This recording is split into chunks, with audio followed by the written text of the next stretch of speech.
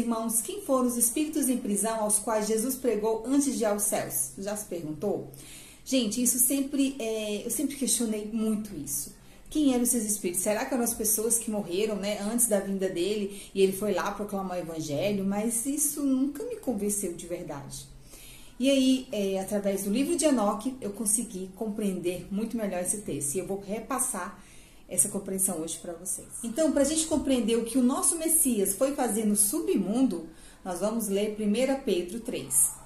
Pois também Cristo morreu uma única vez pelos pecados, o justo pelos injustos, para conduzir-vos a Deus, morto sim na carne, mas vivificado no Espírito, no qual também foi e pregou aos espíritos em prisão, os quais, noutro tempo, foram desobedientes quanto à longanimidade de Deus, aguardavam nos dias de Noé, enquanto se preparava a arca, no qual poucos, a saber, 8 pessoas, foram salvos através da água.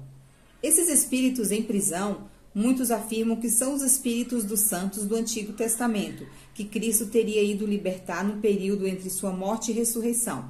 Outros já afirmam que esses espíritos em prisão são as almas dos pecadores que morreram durante o dilúvio de Noé, e que Cristo teria ido para lhes pregar a mensagem de salvação e lhes dar uma segunda chance, o que acabou acarretando a interpretação que Deus iria dar uma segunda chance a todos os que estão no inferno, principalmente aqueles que nunca ouviram sobre o Evangelho. Então, gente, durante muito tempo houve muita inquietação sobre quem seriam esses espíritos em cadeia aos quais Jesus pregou, né? E assim, a interpretação mais usual, como eu já falei para vocês, seriam das pessoas que já tinham morrido, apesar que existe uma grande dificuldade nessa interpretação. E assim, de acordo com o que eu tenho estudado, a minha compreensão que eu tenho do livro de Enoque, gente, esses espíritos em cadeia são, na verdade, os anjos caídos, que foram aprisionados, a tradição dos vigilantes, tá? Que o livro de Enoque detalha e retrata muito bem. Livro de Enoque, capítulo 10. A Miguel disse o Senhor: vai e põe a ferro Semiás e os seus sequazes, que se misturaram com as mulheres e com elas se contaminaram de todas as suas impurezas. Quando seus filhos se tiverem eliminado mutuamente, e quando os pais tiverem presenciado o extermínio dos seus amados filhos, amarra-os por 7 gerações nos vales da terra, até o dia do seu julgamento, até o dia do juízo final. Então aqui, gente, mostra o julgamento que o Pai trouxe aos anjos caídos, aos 200 sentinelas, e que Miguel fez esse aprisionamento deles.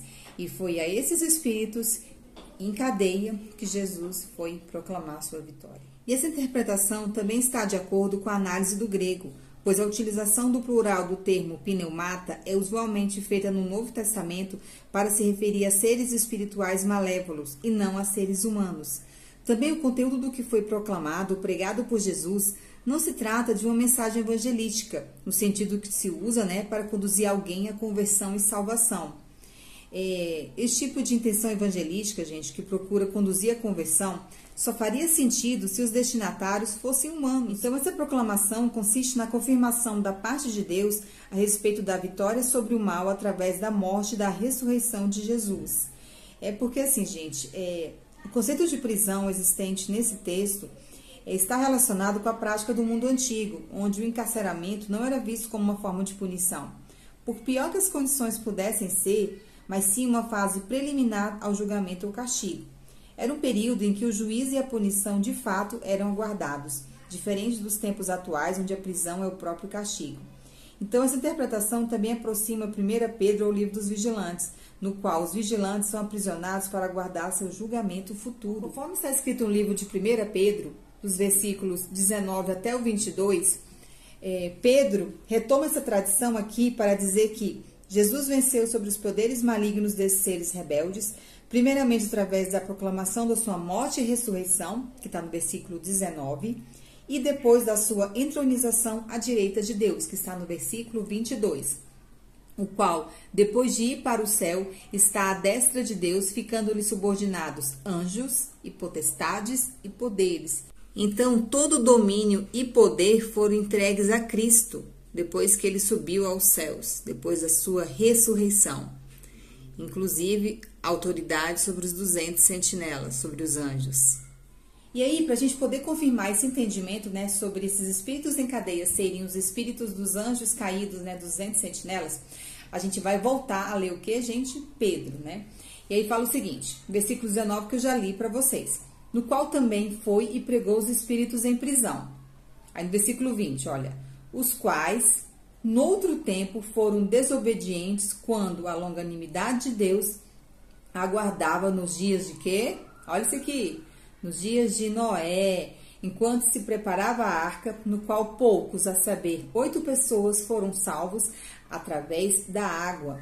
Então, gente, Pedro está deixando muito claro que esses espíritos em cadeia, que em outro tempo foram desobedientes. E que outro tempo foi esse? Que período? Foram os dias de Noé. E a gente sabe o que aconteceu nesse período. Esses anjos desceram num cume do Monte Hermon, tomaram mulheres, esposas para si, geraram os néfilis, os gigantes. Eles trouxeram uma contaminação genética muito grande sobre a terra, por isso que houve, né, o dilúvio. E eles revelaram segredos celestiais. Então, eles desobedeceram ao Pai. Houve uma desobediência muito grande, gente. Então, por isso que Pedro está falando aqui. Os quais, no outro tempo, no período antediluviano, desobedeceram nos dias de Noé. Esses espíritos em cadeia, aos quais Jesus foi lá proclamar a vitória dele. Vocês estão compreendendo tudo? Como, através do livro de Enoque, a gente consegue compreender melhor esses textos? E a gente vai falar sobre a longanimidade e o juízo do Criador. Porque, como a gente acabou de ler, né, no versículo 20, fala assim: quando a longanimidade de Deus aguardava nos dias de Noé. Então, o Pai, ele aguardou, ele esperou, mas não houve o que, gente? O arrependimento. Os 200 sentinelas continuaram corrompendo a criação, continuaram revelando, né, segredos dos céus, e aí houve a punição, né, o juízo, e Miguel foi e aprisionou eles, correto? E aí, só que vai chegar um momento que eles vão ser soltos, que está em Apocalipse, né? E depois eles serão julgados pelo nosso Messias, por Yeshua HaMashiach, vai julgar esses espíritos. E isso tá, gente, no livro de Enoque, capítulo 55.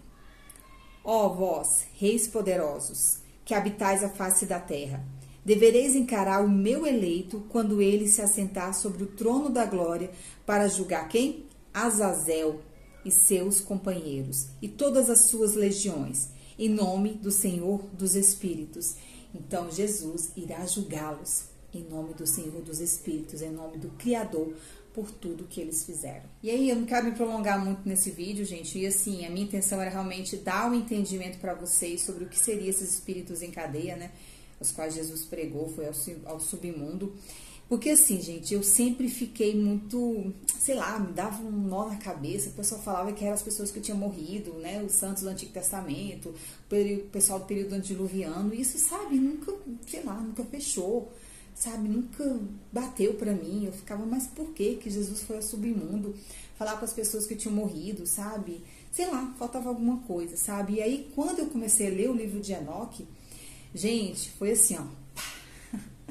E aí eu consegui realmente, sabe, ligar os pontos. Eu falei, caramba, é isso. É tanto que no próprio versículo, né, Pedro deixa claro que esses espíritos em prisão estão ligados aos dias de Noé, né? Estão relacionados a essa desobediência que teve nesse período. E a gente sabe que foram os 200 sentinelas, né?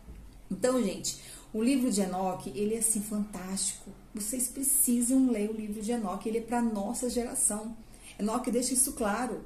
Não era para a geração passada, era para a nossa, para a geração dos tempos finais. Por quê? Porque ele dá chaves de entendimento para a gente, inclusive, se aprofundar em alguns textos das Escrituras, os quais a gente nunca teve muitas respostas, né? Então, gente, o livro de Enoque é fantástico. Eu, assim, amo proclamar esse livro. E aí, a tradição dos vigilantes também é citada, né, em Gênesis 6, onde fala que os filhos de Deus viram que as filhas dos homens eram formosas, eram belas, né? E aí se casaram com ela e depois veio os gigantes, os néfilis. Gente, tá tudo lá no capítulo 6. Dê uma olhada, leiam. E é isso, meus irmãos. É um tempo que a gente precisa estudar, tá? A gente precisa se aprofundar, porque os dias são maus, né? E a gente vai precisar realmente desse conhecimento. Que Daniel falou, né? Que a gente teria, né? Os tempos finais seria um momento de muito conhecimento, né? Os segredos do Pai, coisas que as outras gerações não tiveram, nós temos a oportunidade de compreensão, entende? Então é isso, meus irmãos, ó, Leia o livro de Enoque, compartilhe esse vídeo com mais pessoas e fiquem todos na paz do Eterno.